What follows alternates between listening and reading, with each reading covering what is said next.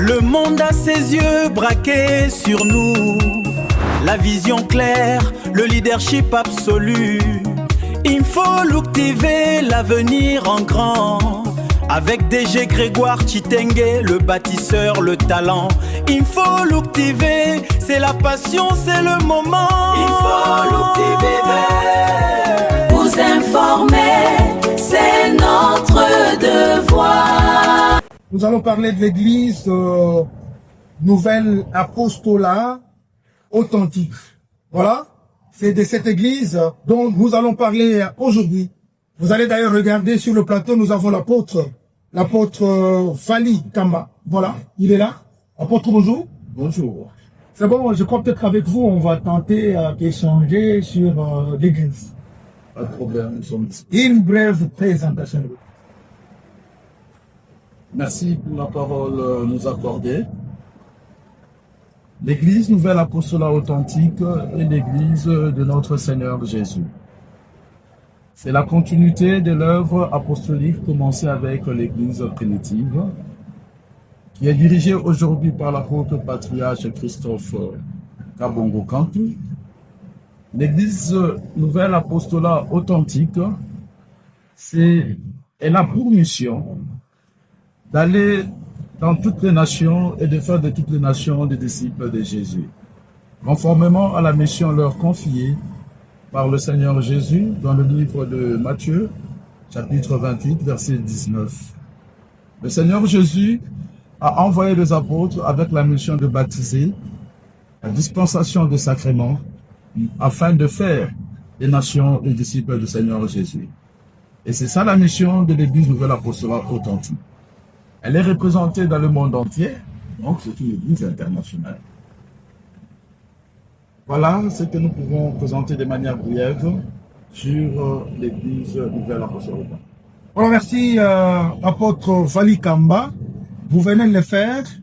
Les amis téléspectateurs vont découvrir également les anciens de l'église Nouvelle Apostolat Authentique sur ce plateau. Mais l'apôtre Vali va beaucoup parler. Apôtre, vous avez une grande activité là, qui s'annonce. Sur laquelle?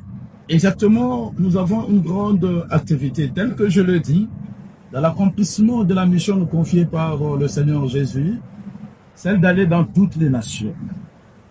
Et qui parle nation, nous voyons par exemple la RDC.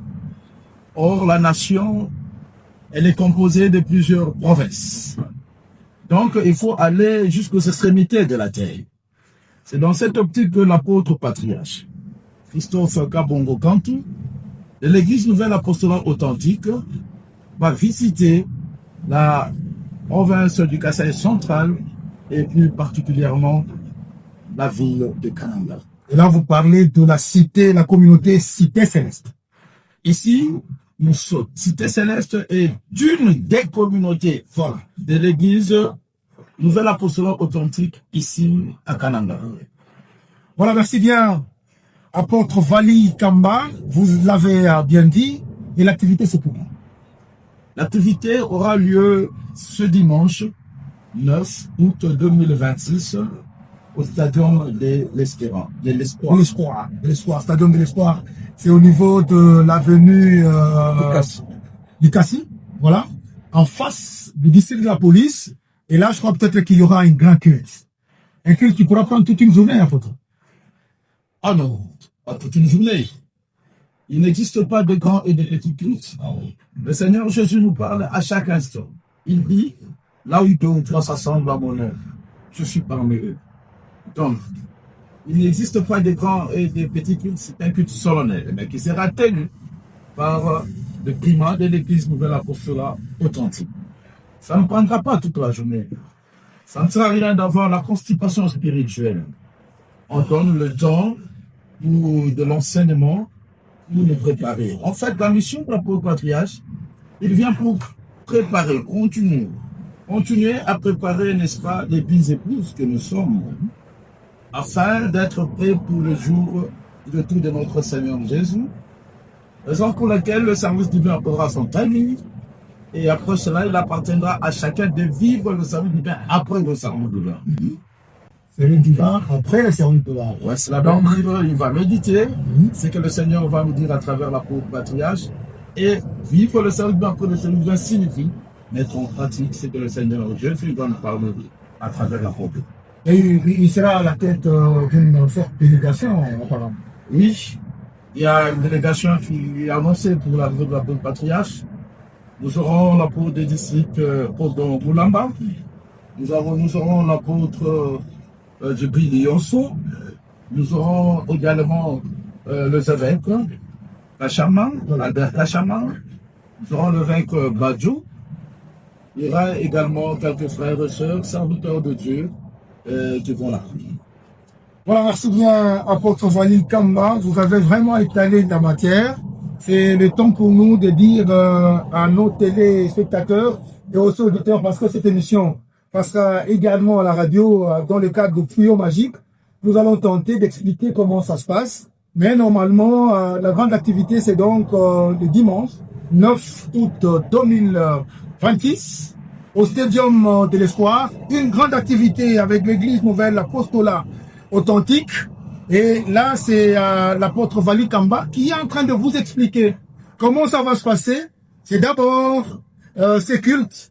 Il a dit il n'y a pas de grands cultes, il n'y a pas de petits cultes, mais il y aura un culte au niveau du Stadium de l'Espoir. Mais vous savez, l'espace là-bas, c'est vraiment l'espace exagéré. Il y aura beaucoup de gens, mais je ne sais pas, apôtre, au moment où vous serez inondé, moi je crois peut-être que prochainement, s'il y a des cultes comme ça, vous allez demander au stade des jeunes de Katoka.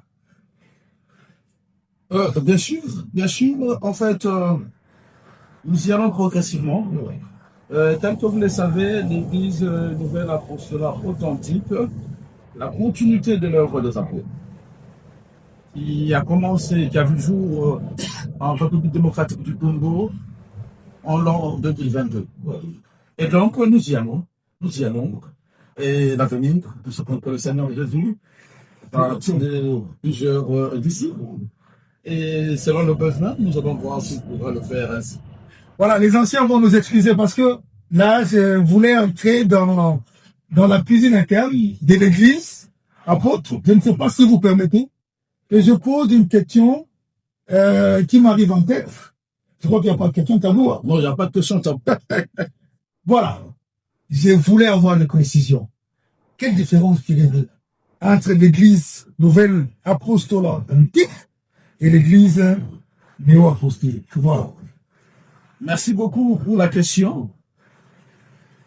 En dehors de différences d'ordre administratif qui nous intéressent trop peu, parce que nous ne sommes pas l'église pour des dispositions administratives, mais nous y sommes pour la doctrine.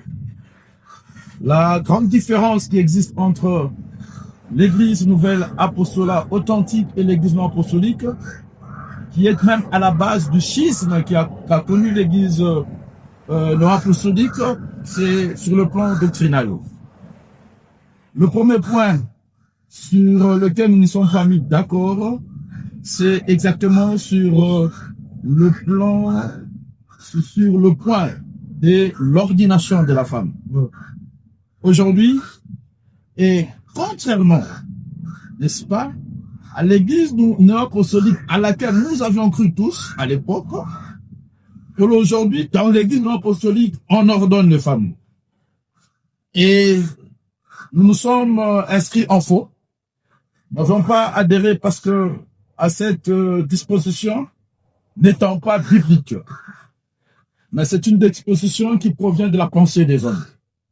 Parce que, je ne sais pas si un de nos anciens peut nous lire, je préfère qu'on lise directement en Chiluba, le livre de 1 Corinthiens, chapitre 14, versets 33 à 34.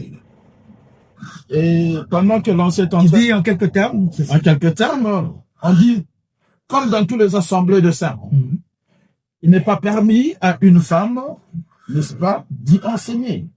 Donc, lorsque l'assemblée est une assemblée de saints, la femme ne peut pas se tenir derrière l'autel des grâces pour enseigner la communauté.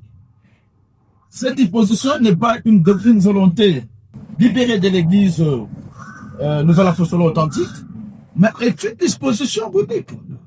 Je n'irai maintenant encore le fidèle trop loin. En 2006, je m'adresse à tous ceux qui sont encore à l'église apostolique, demandant la parole de vie 2006. Au point, à la page 2 et à la page 3, le titre ou le thème est la position de l'église néo-apostolique face à l'ordination de la femme. Et cette décision a été rendue par l'apôtre patriarche Richard Fer, pour qui nous gardons une mémoire pieuse, parce qu'il n'est en plus de ce monde. Et l'apôtre patriarche, c'est un peu sur le plan juridique comme la parlé de 2006, nous sommes en 2000, ah, 2006, de 2006. Voilà, 2006, 2026, voilà. Le ministère, 20 ans. 20 ans après. Le ministère patriarcal, c'est comme la Cour constitutionnelle. Lorsque l'ordonnance est rendue, elle est opposable à tous. Ah ouais. C'est-à-dire que ce mouvement qui est né en 2022, où l'annonce officielle de l'ordination des femmes au sein de l'église apostolique en 2022, ça a été fait en 2022, faisait l'objet d'une discussion déjà en 2006. Et en 2006, le ministère patriarcal de l'église avait déjà donné la position nette et claire. En ce qui concerne l'ordination des femmes, il a été clair, il dit, au sein de l'église néo-apostolique, nous n'ordonnons pas les femmes. En la matière, l'église se sent en accord avec 1. Le Sainte Écriture, 2. Le modèle de Jésus. Vous voulez dire que l'ordination a déjà eu lieu ou c'est seulement légalisé? Non, c'est déjà eu lieu. Ça a dû eu lieu. Il y a des partout femmes dans le monde. Et dernièrement, à Lubumbashi, on a ordonné. On a ordonné ici à Kananga. Et la réaction des membres dans la communauté, c'est ce qui a poussé aux uns aux autres de refuser. Alors moi, je me dis, ceux qui refusent, vous refusez pourquoi? C'est une décision rendue aujourd'hui dans l'église non-apostolique. Il y a ordination des femmes. Celui qui s'oppose à cela, cela veut dire qu'il est authentique. Alors ça ne sert à rien de s'opposer et rester non-apostolique. Si vous vous opposez, venez. La porte est ouverte. C'est l'église de Christ. Et tout le monde est le bienvenu. Vous êtes nos frères. Ceux qui ne sont pas d'accord lors de l'ordination de femmes peuvent venir. Et sur le plan biblique, lorsque nous regardons le Seigneur Jésus, le Seigneur Jésus avait beaucoup de disciples. Hein. Et je vous informe qu'il y avait même des disciples très assidus dans la foi qui étaient des femmes. Ceux qui avaient évangélisé la Samarie, c'était une femme au plus de Jacob. Ceux qui avaient constaté, n'est-ce pas, la résurrection de Jésus, premièrement, c'était deux femmes. Mais lorsqu'il fallait ordonner les apôtres, instituer le ministère des apôtres, le Seigneur Jésus, il a prié toute la nuit pour que la chair, pour que la chair ne se trompe pas. Et Dieu lui a donné 12 hommes, à part celui qui a été destiné à la perdition, Jean 17. Nous parlons de Judas. En dehors de cette règle-là, est-ce qu'il y a autre chose? Il y a autre chose. Comme quoi? L'Église non-apostolique considère l'homosexualité comme un mode de vie, une orientation sexuelle. Donc, l'enfant qui est né, il est orienté sexuellement homosexuel, il ne faudra pas le corriger, il faut respecter sa position. Et l'Église considère ça comme n'étant pas un péché. Est-ce qu'il y a cette pratique-là ici en RDC ou dans le monde? L'Église est une. Lorsque je suis en Europe, je suis dans mon Église. Lorsque je suis en Afrique, je suis dans mon Église. Et puis l'Église ne doit pas s'incliner devant la loi du pays. Le 10e confession de foi dit ceci. Je crois que je dois obéissance aux autorités temporelles dans la mesure où la loi divine ne s'y oppose pas. Donc, il n'y a aucune raison dans le monde qui peut nous pousser, nous, à dire que non, l'homosexualité, c'est un mode de vie. Non, c'est une abomination, conformément aux Saintes Écritures. De deux. Alors de trois, où ça se limite là-bas? Non, il y a plusieurs choses. Il y a plusieurs choses. Plusieurs points de divergence. Plusieurs points de divergence. Et certains points sont d'ordre administratif. Et d'autres... Il y en a qui parlent aussi de l'argent. L'argent. Voilà. Ils disent que parce que il y a eu un problème d'argent, ainsi que les autres ont dit nous partons, on voulait gagner plus. Mensonge. Comment ça se passe? Mensonge. Moi qui vous parle, je n'avais jamais connu notre église. Et j'ai dit même, je n'ai pas encore connu d'autres églises. Certains diront que non, ça c'est notre église. Non, j'annonce que l'église administrative est restée de l'autre côté. La partie spirituelle, nous l'avons. Merci Donc, beaucoup. ce n'est pas l'argent qui a créé le schisme. Ça, ce sont les raconteurs de Jean de la Roue. Je suis né apostolique. Jusqu'aujourd'hui, je suis apostolique. Et nous ne travaillons pas pour le salaire. Vous êtes là depuis combien d'années? Non, mais je n'ai jamais connu d'autre église. Autant d'années que je suis sur la terre, autant d'années que je suis apostolique. Baptisé et scellé. Père apostolique, mère apostolique, grand-père apostolique. Vous n'avez pas connu l'église catholique? Non, je n'ai jamais été catholique. Voilà la différence aujourd'hui, hein, parce que la plupart des gens viennent de l'église catholique ou alors l'église protestante. Alors, vous créez vraiment une différence dans le monde. Voilà. Mesdames, messieurs, c'est comme je le disais, je suis en train de recevoir l'apôtre Vali Kamba. Il est de l'église Nouvelle Apostolat Authentique. Il vient de vous expliquer comment ça se passe. Mais surtout, là, il vous parle de la grande activité de ce dimanche 9 août 2026. Merci, mesdames, messieurs. Nous sommes pratiquement à la fin de cet espace. On parlait de l'église Nouvelle Apostolat Authentique. Sur le plateau, on recevait l'apôtre Vali Kamba qui a expliqué, qui a parlé de l'événement de ce dimanche. Et alors, je crois peut-être que tous les amis des églises, vous ne parlez pas seulement de l'église Nouvelle Apostolat Authentique, hein? Non, Tout le monde a envie de passer au stadium de l'espoir, peut passer. Et donc ici, j'aimerais fixer le peuple kanangé. Le Seigneur Jésus est en train de visiter la ville de Kananga, précisément dans la province du Kasaï central, à travers son serviteur, l'apôtre patriarche Christophe Kabongo. Voilà. Kantou. Il ne vient pas seulement pour le fidèle de l'église Nouvelle Apostolat Authentique, mais il vient pour tous ceux-là qui veulent réellement être sauvés. Parce que nous croyons que le Seigneur Jésus viendra, aussi certainement qu'il est monté au ciel, et qu'il prendra avec lui les prémices d'entre le mort et le vivant, qui auront cru à son enseignement à travers l'apostolat. Ils vont les amener dans la salle des noces pour y passer 3 ans et demi, aux côtés, à la droite de Dieu le Père. Et après, il y aura le millénaire de paix, pendant 1000 ans de paix.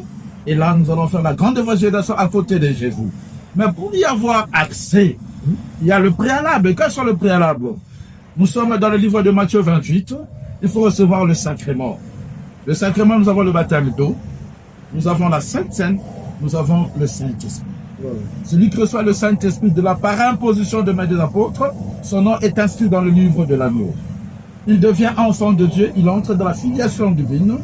Il n'appartient plus aux nations de ce monde, mais devient citoyen de cieux et habitant de la Jérusalem céleste.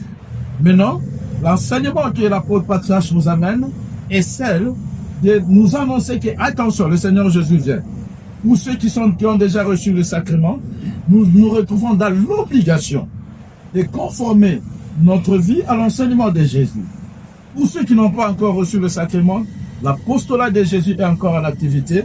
Venez en aussi grand nombre pour écouter ce que le Seigneur Jésus va nous parler à travers son serviteur. Et venez pour recevoir aussi des sacrements afin d'être préparés pour le jour de retour de notre Seigneur Jésus. Donc, il ne visite pas seulement le membre de l'Église de l'Apostolat Authentique, nous lançons l'appel auprès de tous les chrétiens, tous ceux qui croient que le Seigneur Jésus, il est le seul nom qui nous est donné du ciel. Tous ceux qui croient au Seigneur Jésus, vous êtes appelés, soyez les bienvenus. C'est la maison de votre Père. Voilà, chers téléspectateurs, amis auditeurs, parce que nous sommes à la radio et aussi à la télé, nous vous disons sincèrement merci. Nous sommes à la fin de cette émission. Merci beaucoup.